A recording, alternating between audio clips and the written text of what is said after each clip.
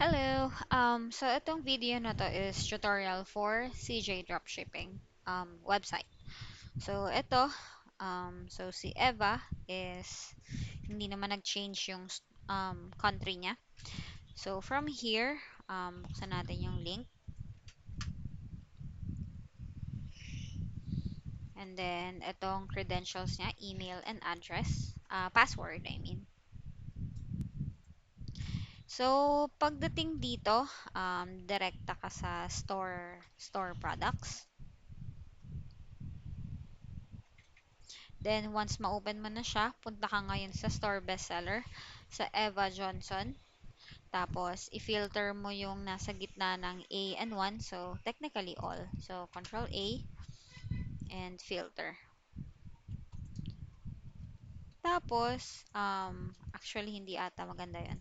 So, ito, pindutin mo tong nasa gitna ng A. So, i-filter. Then, isa-sort yung column E, yung sales for 30 days. And then, sort Z to A. Then, pwedeng i-hide yung ibang column na hindi naman ginagamit. Make sure ang i-fill in is column N, yung COGS check. So, as of now, okay naman yung iba. So, ang i-fill in natin is yung mga wala. So, Paano kunin yung presyo? Halimbawa, ito. Kunin mo yung product code. Punta ka dito sa CJ Dropshipping. I-paste mo dito and then search. So, pagdating dito,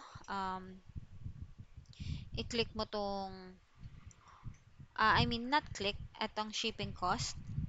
And then, i-change mo to Sweden, hindi US. Kailangan siya laging palitan. So, into Sweden.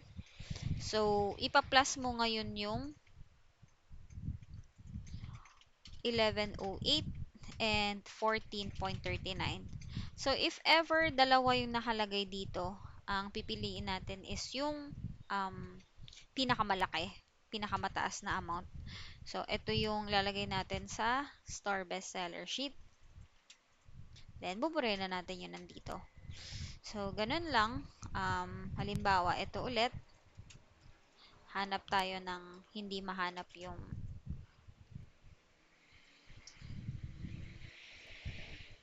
So, I think meron naman lahat. So, if ever wala, if ever hindi available yung Sweden na shipping order or shipping country, lagay mo lang dito.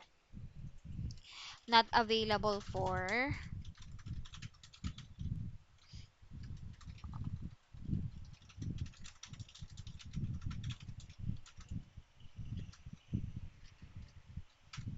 ayan, if ever lang.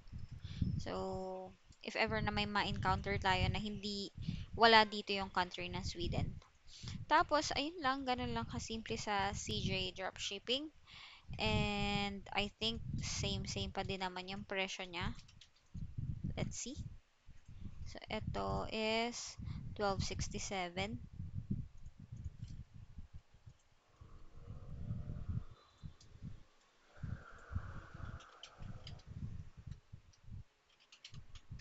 Yep, same pa din. So, ganun lang kasimple. Make sure after mo nang gamitin tong sheet, balik mo siya sa normal niya. So, tanggalin mo yung naka-hide and unfilter. Ayun lang. Salamat.